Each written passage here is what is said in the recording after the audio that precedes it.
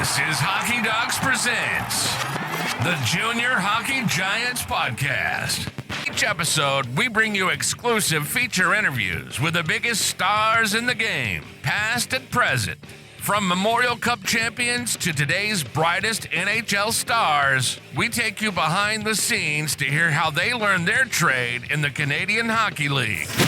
Your host is Aaron Bell, longtime OHL communications director, writer, photographer, and documentary filmmaker with decades of experience covering the game. If you love junior hockey, this is your all-access pass to the stories that made the game what it is today. Now, let's drop the puck on this week's episode. Hi everyone, and welcome back to Hockey Docs Presents the Junior Hockey Giants podcast. In today's episode, we go back to the spring of 2011, a moment that changed the trajectory of one of the most composed and complete defensemen of his generation. Aaron Ekblad had just become the second player in Ontario Hockey League history to be granted exceptional player status, allowing him to enter the league a year early at age 15. This interview was recorded at the OHL Prospects Combine shortly after that announcement was made. You'll hear a calm, confident teenager talk about the mental and emotional preparation it took to earn that status, his respect for the game, and the NHL legends he studied to develop his two-way style. I started by asking Aaron to introduce himself and reflect on his most recent season, one in which he played up a level and helped his team win the prestigious Border City Cup. Just months after this interview, Aaron Ekblad would be selected first overall by the Barrie Colts in the 2011 OHL Priority Selection.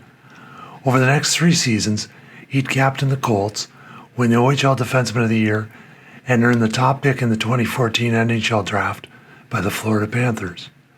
But in this conversation, recorded before all that, you can already hear the quiet confidence and elite mindset that made him exceptional. My name is Aaron Ekblad. I play right defense for the Sun County Panthers.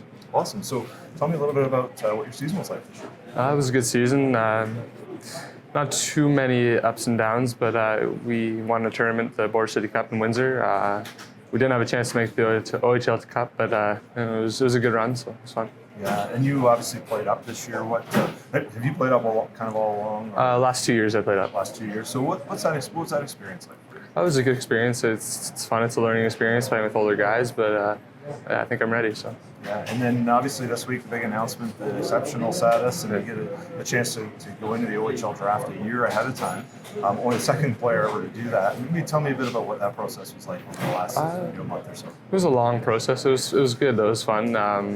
There's the essays we had to submit, my parents and I, and there's a psychological testing. So it was long, fun. It was good to find out. Yeah, and what about sort of that whole opportunity to get a chance to not only play in the OHL a year early, but also just kind of the media spotlight of kind of being that. It's a great opportunity. Again, it's another learning experience. I mean, learning how the media works and how to deal with it and how to find my way through it. And again, another learning experience in playing with older guys. So. Yeah, it must be pretty flattering too. I mean, when Tavares came through a few years ago, that was obviously big news, but no one's been there since then. Like, no one's had that opportunity. So, I mean, that must feel pretty good too, that people are looking at you and saying that you can be ready. Yeah, it is flattering to even be mentioned in the same breath as a guy that has done so much for the league and for the NHL also. So. And what about, I mean, obviously you're a defenseman, you're a different player, you're not John Tavares. Tell us a little bit about what Aaron Ekblad's all about on the ice.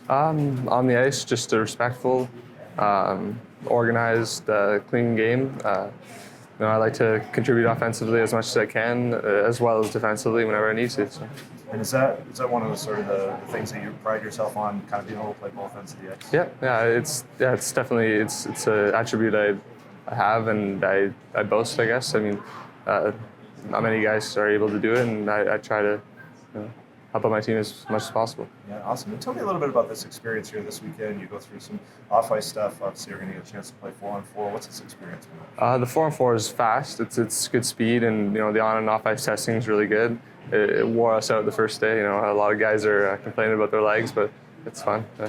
And then today, or just kind of the whole experience of being here. Yeah, it's a great experience. It's a great combine. They're trying to model it after NHL, and they're trying to get their their own stuff in, and it's just another great experience. So.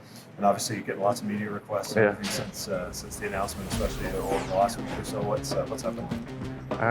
It's good. Again, another learning experience, and it's awesome. I mean, to be able to learn that responsibility early is good, and to know how to deal with it and know how to do it, I guess. What do you think is the thing that you need to work on the most over the next 4 months or so before you first open up?